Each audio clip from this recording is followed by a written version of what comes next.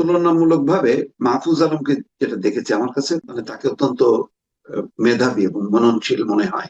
এই কারণে যে আহ, আমরা তো ক্ষমতায় না গেলে আসলে দায়িত্ব না পাইলে আমরা বুঝতে পারি না। তো আমরা তিনটা মুখ দেখলাম, নাহিদ ইসলাম, আহ আসিফ মাহমুদ সজীব ভুইয়া এবং মাহফুজ আলম।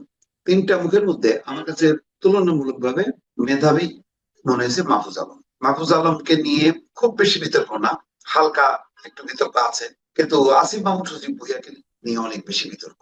নাহিদ ইসলামকে নিয়ে আর একটু কম বিতর্ক। কিন্তু আহ যেটা তার এই উদ্যোগ আয়োজনটা কতখানি সফল হবে সেটা আমি জানি না, তবে একটা বাস্তবতা আছে, সেটা হলো সত্যি সত্যি একটা তরুণদেরকে নিয়ে মানুষ আহ একটা আশায় বুক বেঁধেছিল যে তারা হয়তো নতুন একটা রাজনীতি দিতে পারবে। সেই জায়গাটায় থেকে যখন কি মাহফুজ আলম কথা বলছেন, তখন আমি মনে করি যে এটা একটা বাস্তবতা আছে।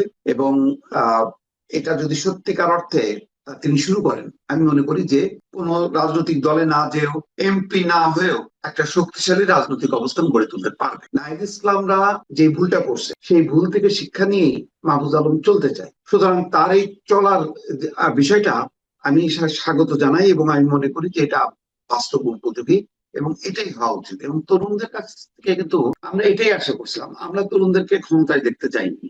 আমরা তরুণরা এমপি হোক সেটাও আমরা চাই না, মন্ত্রী হোক এটাও চাই না। আমরা মনে করি যে আগে রাজনীতিটা তৈরি করা, মানুষকে সম্পৃক্ত করা, তারপরে হলো ক্ষমতায় যাওয়া। আমি প্রস্তুত হওয়ার আগেই প্রচলিত এই ক্ষমতার বৃত্তের মধ্যে ঢুকলে সেটা যে আসলে মানুষকে হতাশ করে সেটা তো প্রমাণ করে ফেলছে নাহিদ ইসলাম এবং আসিফ মাহমুদ সজীব ভুইয়া বা এনসিপির এই দলের পুরো প্রক্রিয়াটা।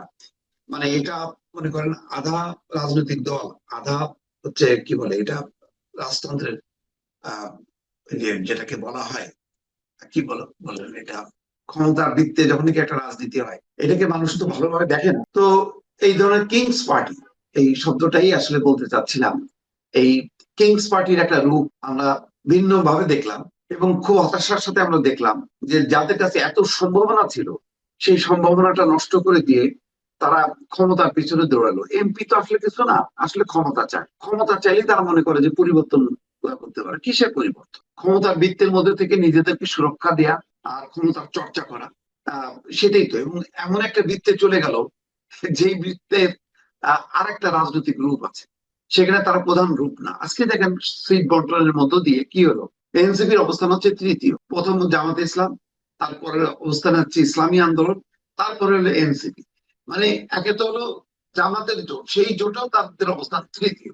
তো সেই বিবেচনায় যদি আবার সত্যি বিএনপির সঙ্গে জোট করতো তাহলে তাদের অবস্থান থাকতো কিন্তু আহ দ্বিতীয়, যদি 5টা আসনও পাইতো সেটা হয়তো তাদের অবস্থান দ্বিতীয়। তো যাই হোক, বোঝাই যাচ্ছিল যে এখন আহ, দিনে দিনে আস্তে আস্তে হয়তো পরিষ্কার হচ্ছে, উন্মোচিত হচ্ছে যে আহ, মানে যে গর্ত থেকে তারা বেরোয় আসছে সেই গর্তে হয়তো তারা ঢুকছে। তো মাহফুজ আলমের এই আয়োজনটা, উদ্যোগটা আমার কাছে ভালো লাগছে এবং সত্যি আমি অনুভব করি যে একটা তরুণ নেতৃত্ব দরকার। তরুণ নেতৃত্ব বলতে আবার ওই লেখাপড়া বাদ দিয়ে রাজনীতিতে আসো এটা না, তরুণ নেতৃত্ব। সেই তরুণ নেতৃত্ব মানে নতুন একটা নেতৃত্ব, সেই নেতৃত্বের বয়স হইতে হবে 16, 17, 18, 19, 20 বছর, তা না, সেটা 30 হইতে পারে, 40 হইতে পারে, 50 হইতে পারে। মানে নতুন রাজনীতির ধারা যেটা অনুপস্থিত, সেই ধারাটা মাহফুজ আলম ওয়েলকাম করছে। মাহফুজ আলম সাথে যদি কাস্টিং যারা, তারা যদি যুক্ত হয়, আমি মনে করি তরুণ সমাজ যেই ধাক্কাটা খেয়েছে, আমরাও যারা ধাক্কা খেয়েছি, আমাদের একটা নৈতিক সমর্থন পাবে যদি তাদের মধ্যে যদি সেই ত্যাগ, তিতিক্ষা এবং সঠিক বাস্তব ভিত্তিক পরিকল্পিত একটা রাজনীতি আমরা দেখতে পাই। যেমন আমরা দেখেন, আমরা গতকালকে আলোচনা করলাম আপনার সাথে, তারেক রহমানের কি আমরা পুরনো রাজনীতিটা পছন্দ করছি? করছি না। যেহেতু নতুন কথা বলছে, নতুন বাংলাদেশ বিনির্মাণের কথা বলছে, আমরা সেই কিন্তু সেটাকে পছন্দ করছি। আজকে যদি তার বক্তৃতার মধ্যে আমরা শুনতাম অর্ধেকটাই হচ্ছে হাসিনার বিরুদ্ধে বিষোদ্গার, বা জামাত ইসলামের বিরুদ্ধে বিষোদ্গার, অথবা প্রতিপক্ষের বিরুদ্ধে বিষোদ্গার, বা ফ্যাসিবাদের আস্থান উড়াই দাও, জ্বালায় দাও, গুড়াই দাও, এই সমস্ত যদি মানে হুমকি ধামকি মূলক কথাবার্তা শুনতাম, আমরা কিন্তু হতাশ হতাম। আমরা অনুপ্রাণিত হচ্ছি এইরকম ধারা পুরনো পুরনো রাজনৈতিক দলও নতুন ধারায় রূপান্তর করতে পারে। তার সাথে যদি আবার নতুন রাজনৈতিক ধারাও যুক্ত হয়, তাহলে কি হবে? তাহলে গণতন্ত্র শক্তিশালী হবে এবং মানুষের স্কোপ থাকবে, মানে বাছাই করা যে এই রাজনীতিটা সঠিক নাকি এই রাজনীতিটা সঠিক। এখন তো আমি পুরো বিভ্রান্তের মধ্যে আছি, কে সঠিক কে বেঠিক আমি তো বুঝতে পারছি না। সুতরাং আমি মনে করি যে একটা বিশাল শক্তি আছে, মানুষ একটা পরিবর্তন চায়, একটা নতুন রাজনীতি শুরু করতে চায়। সেই রাজনীতির যদি মাহফুজ আলমরা আগাইতে পারে, আমি মনে করি যে এইটা সমর্থন পাবে। নিঃসন্দেহে এটা ভালো একটা উদ্যোগ। আচ্ছা, একটা কথা আপনি আমাকে বলেন, এই যে মাহফুজ আলম, আসিফ মাহমুদ সজীব ভুঁইয়া অথবা নাহিদ ইসলাম অথবা আমি যদি এনসিপির কথাই ধরি, তাদের যেভাবে উত্থান, মানে ছাত্ররা একটা নির্দিষ্ট কজে, নির্দিষ্ট একটা কারণে আন্দোলন করেছিল, সে আন্দোলন থেকে তারা রাজনীতিতে আসলো। আমরা কিন্তু ঠিক এরই একটা রেপ্লিকা আমরা দেখতে পেয়েছি কয়েক বছর আগে, যে তখন একটা আন্দোলন ছিল, আন্দোলন থেকে উঠে আসলো এই নুরুল হক নূর, তারপরে আপনার রাশেদ খান, এরা তারা এসে গণ অধিকার পরিষদ নামে একটা রাজনৈতিক দল করল। সেই দলের পরিণতিও কিন্তু আমার কাছে এনসিপির মতোই মনে হচ্ছে, বরং এনসিপির চেয়ে তারা একটু ভালো। ওইখান থেকে অর্ধেককে পাঠিয়ে দিয়েছে, জেনারেল সেক্রেটারিকে পাঠিয়ে দিয়েছে বিএনপিতে। সে বিএনপিতে যোগ দিয়েছে ধানের শীষ পাওয়ার জন্য। দলীয় আদর্শ না কি আদর্শ বুঝতে পারলাম না, একটা দলের সাধারণ সম্পাদক ধানের শীষ পাওয়ার জন্য অন্য একটা দলে যোগ দেয় এবং সেটা আবার দলের সভাপতি অনুমোদন করে। সভাপতি বলতেছে এটা নাকি তাদের নির্বাচনী কৌশল। ঠিক আছে, কৌশল। এখন এটা দেখে কিনা ছোট ভাইয়েরা পুরো দল বড় নিয়ে জোটে যেয়ে যোগ দিল তো জামাতের সঙ্গে, যে জামাতের সঙ্গে তাদের রাজনৈতিক বিরোধের কথা তারা নিজেরাই উচ্চারণ করেছে বহুবার।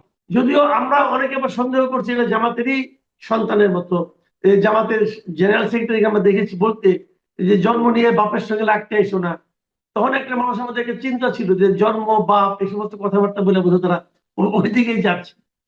তো এখন আমরা দেখলাম না, ঠিকই বাপের আঁচলের নিচে তারা চলে গেছে। আপনি যে আশাটা একটু আগে ব্যক্ত করলেন যে তরুণদের কাছ থেকে কিছু আশা আমরা করতে পারি, নতুন কিছু, নতুন দুইটা এক্সপেরিমেন্ট তো ফেল করলো বলতে মনে হয়। আবার কি এক্সপেরিমেন্ট আপনি আশা করতেছেন? যেহেতু একটা রাজনৈতিক বাস্তবতা আছে, আপনি আমি সহ অনেকেই কিন্তু আমরা অনুভব করি যে নতুন ধারা রাজনীতি হওয়া উচিত এবং আরো বেশি বেশি সংখ্যায় আসা উচিত। যেহেতু আমরা ডেমোক্রেসিতে বিশ্বাস করি, ডেমোক্রেসি তো একটা ওয়ান সাইডেড হতে পারে না। ডেমোক্রেসি হবে বহুমুখী। আমার অপশন থাকতে হবে যে এটা ভালো না, এটা এটা না এটা। আমার অপশন গুলো যদি না থাকে এবং সবগুলো অপশন যদি থাকে ওই ঘুরে ফিরে এমপি হওয়ার ক্ষমতা ভোগ করা, তাহলে তো আর এটা রাজনীতি হলো না। রাজনীতিটা তো মানে ক্ষমতাটা কেন, ক্ষমতাটা হলো সেবার জন্য। আপনি যখন নাকি একজন হন, মানে প্রতিষ্ঠিত হন, তখন আপনি কি করেন? আপনি আপনার এই প্রতিষ্ঠার বিষয়টা আপনি ছড়া দিতে চান, সে ধন সম্পত্তিতে হোক বিদ্যা বুদ্ধিতে হোক। তো রাজনীতিটা তেমনই। রাজনীতি তো এ না যে আমি এটা এনজয় করব, এটা আমি আরো সেবা দেওয়ার জন্য। কিন্তু আমাদের এখানে তো উল্টা হচ্ছে। সেই কারণেই নতুন রাজনীতি মানেই এই না যে ছাত্ররা পড়াশোনা ছেড়ে দিয়ে রাজনীতি করবে, বিষয়টা তা না। নতুন রাজনীতি, এবং সেখানে যদি তরুণদের মেধাটা, কিন্তু তারা দেশকে অনেক কিছু কন্ট্রিবিউট করতে চায় এবং তাদের চিন্তা শক্তিটা অনেক ধারালো হয়। কারণ আমরা ধরেন আমাদের চিন্তা শক্তির একটা বন্ধত্ব হয়ে গেছে বলে মানে ধারণা করি। সেখানে তরুণরা অনেক কিছু অপশন থাকতে পারে, অনেক চিন্তা তারা মাথার মধ্যে অ্যাবজর্ব করতে পারে। তো সুতরাং তাদের কাছ থেকে একটা নতুন রাজনীতি প্রত্যাশা করি। কিন্তু যেটা আপনি উদাহরণ দিলেন এটা সত্যি।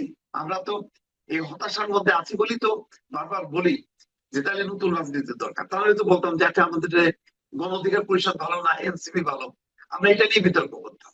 সেই বিতর্কে গণ অধিকার পরিষদের কি কর্মসূচি, এনসিপি কি লক্ষ্য, কি তারা বললো, কি তারা করলো, এগুলি নিয়ে আমরা আলোচনা করতাম। কিন্তু আমরা সেই আলোচনার বাইরে আমরা খুঁজতেছি কারণ মাহফুজ আলমের এই বিষয়টা নিয়ে আলোচনা করতেছি এই কারণে এর একটা চাহিদা বাস্তবতা রয়ে গেছে। আমাদের একটা এমন একটা নেতা দরকার, যেই নেতা মানে ক্ষমতার জন্য, এমপি গিরির জন্য, শুধু পাওয়ার পলিটিক্স এর জন্য যার জন্ম হবে না, যে সত্যিকার অর্থে মানুষের কল্যাণের জন্য নতুন একটা রাজনীতি উপহার দেবে, একটা পরিকল্পনা উপহার দেবে, যেই পরিকল্পনায় মানুষের জীবনের আহ মানে আহ মানে জীবনের মান উন্নয়ন হবে, সে জ্ঞান ভিত্তিক একটা রাষ্ট্রের মধ্যে যাতে প্রবেশ করতে পারে। তো সেই জায়গাটা যেহেতু অভাব আছে বলেই মাহফুজ আলমের এই আহ্বানটাকে আমি খুব যৌক্তিক মনে করছি। আপনি আশাবাদী মানুষ, আপনার আশাবাদ পূর্ণতা লাভ করুক এটা চাই, কিন্তু আমি নিজে কিন্তু আশাবাদী একেবারেই না।